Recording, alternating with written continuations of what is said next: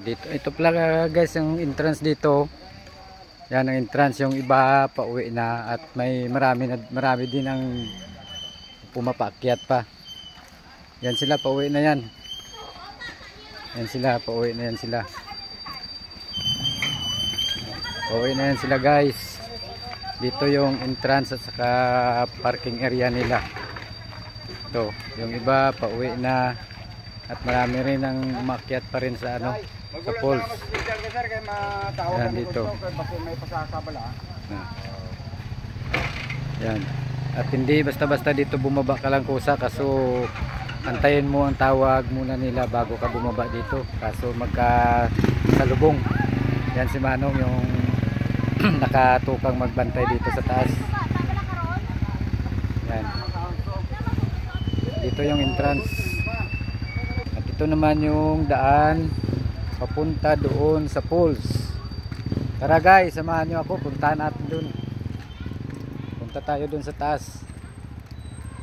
Tingnan natin yung kagandahan ng sinasabi nilang Nahulugan Falls. Yan guys. Yan. Kita nyo, isa lang ako naglalakad kasi yung iba nagsi-uwian na. Yan.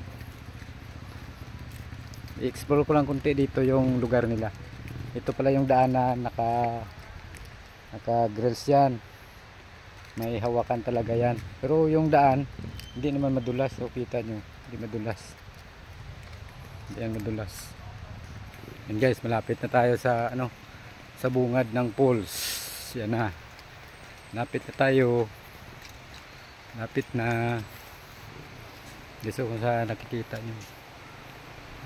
Lalaki ng puno ng kahoy dito guys. Siguro ilang siglo na to dito. Yan o. Yan. Pala guys, medyo palapit tayo. Rough road na pala yung daan dito. Kasi binabawal dito makyat yung mga sasakyan. Dapat nakalakad ka punta dito sa falls talaga. Hindi pwede yung may motor. May motor din pero single. Ito na pala guys ang pinaka entrance ng falls. Yan o. Maraming tao dito guys. Yan, may nagtitinda ng buko. May bilihan din ng mga ano, soft drinks sa chicheryas. Yan.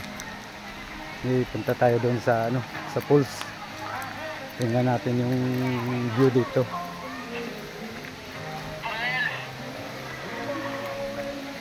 Guys, maraming tao dito. Yan. Sa iba-ibang lugar yan galing guys. Mga tao dito naliligo. Makita mo. Yan o.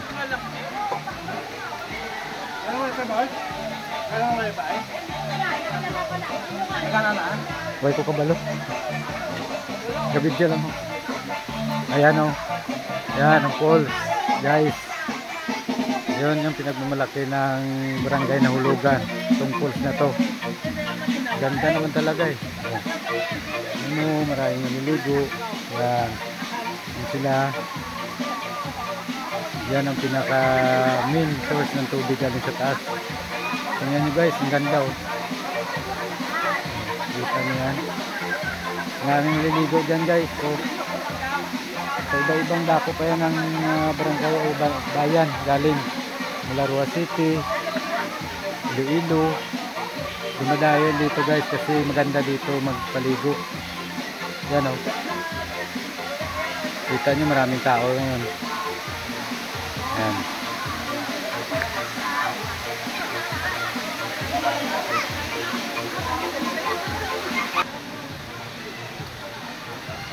Ito pala guys, tingnan nyo. Ganda liguan dito. May ano, may hagdanan din pababa. Hindi madulas kasi may mga hawakan sa gilid. Yan. Tingnan nyo maganda oh. Kaya ko ni-explore to guys para marami pang mga punta rito sa Nahulugan Falls. Yan guys. Baba tayo sa ano, sa tubig.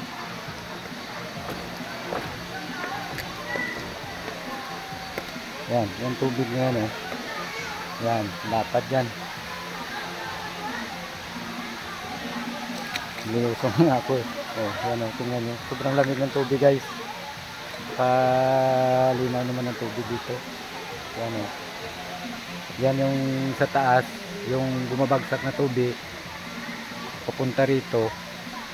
Nilagyan nila ng ano, konkritang harang para maipon dito ng tubig na pwedeng liguan ng ano, mga bata.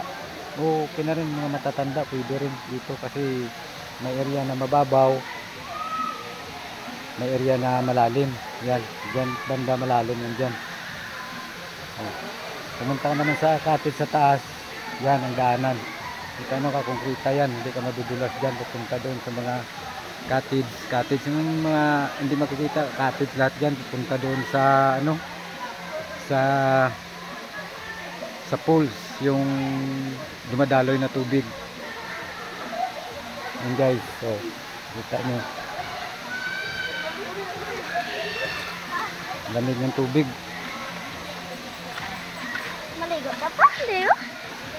Yan guys, so maligo na yung anak ko. Oh. Oh, yan pala si ano, si Boss. Taga Batad rin pala yan. Malapit lang yan sa bayan namin. Wala, abot hindi sila dito kasi maganda daw dito kaya pinuntahan din namin. Maganda naman. Yan o.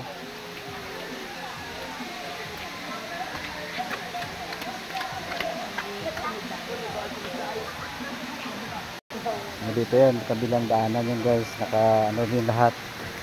Naka konkrita. Yan, pakyat ako dun sa taas sa ano namin, sa cottage. Yan o, umapaw yung tubig o. Umapaw ang tubig. Yan.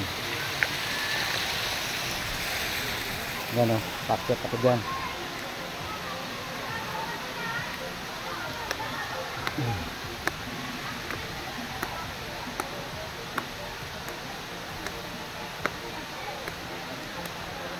At mula rito sa taas, yung sa baba yung makikita mo. Yan. Yan ang makikita mo. Yan, pwede kang magluto-luto doon.